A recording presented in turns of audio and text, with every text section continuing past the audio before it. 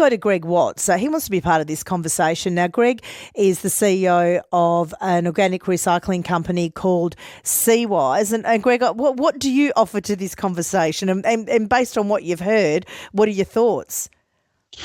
I think the Shire of Kalamunda have responded in the only way they can. Okay, obviously it's not an ideal situation, and sweeping it and vacuuming it and doing another site walkover is the best way to remove the community risk. Unfortunately, all too often we see feedstocks in a FOGO sense contaminated by materials that shouldn't be in a food organic or a garden organic bin or the green littered bin that you see in the curbside. And I think the rollout of FOGO in Western Australia is definitely not going the way the government would hope. There's been a few issues and I think this is just the latest issue in a rollout that could have been handled a bit better. So ultimately the responsibility is with the people and what they're putting in their FOGO bin, but is the big issue here that it's just there is a lot of contaminants? I mean, glass, for instance, and rubbish like that, that's cutting people. I mean, that's extraordinary. Yeah, and Seawise has helped several local councils on the East Coast roll out FOGO from Lake Macquarie in New South Wales down to Launceston in Tasmania. And what we find is that when the red bin's full, my generation, I'm a 70s baby, we grew up in love with our recycling bin, the yellow lid, because that's the way we were going to save the world, was recycling everything the best we can.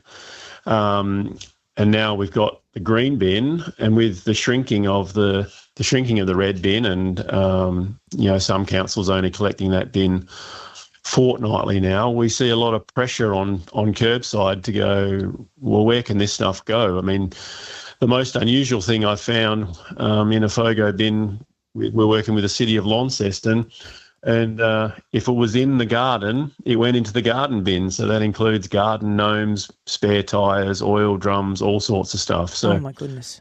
Ultimately, that responsibility lies with people wanting to do the right thing and making sure that stuff that goes in that green littered bin can be composted. And it's really interesting, maybe the way we need to promote it is if the stuff that you put in your bin turns up on your local oval, then we're going to do a better job, aren't we?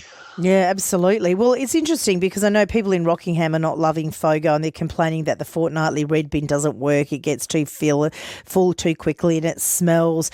There is education around this, but is an opt-in system better? Because not everyone wants to do FOGO. Is that part of the problem here? Yeah, and being a resident of the city of Rockingham, I certainly feel the pain. Yeah. There's five people in our household, and I'd like to think, maybe not, but I'd like to think that we're one of the more diligent families based on where I work, that what goes into each of our bins is appropriate. So something that we've been Seawise has been speaking about for a couple of years now is what does an opt-in system look like? So we understand that, when people actively choose to be part of a recycling scheme or choose potentially with a FOGO scheme, that they're more likely to do the right thing. And there's several businesses, I think might be HBF, but they say, when we see someone doing the right thing, we like to do that. So our community nature says, oh, well, the Joneses down the street have a green bin. They're obviously doing their bit for the environment. We want to do the same. And it just we find it drives a better outcome, that people are committed to making sure it is good for the green bin, and that makes it good for the organic recycler that ends up having to collect or process this material to turn it back into compost to put back in the ground, which is where that carbon needs to go. Yeah, I'll leave it there. Good to talk to you. Greg Watts there. Thanks for being part of the chat. I know the City of Kalamunda Mayor has been listening to you. Greg Watts is the CEO of an organic recycling company called Seawise.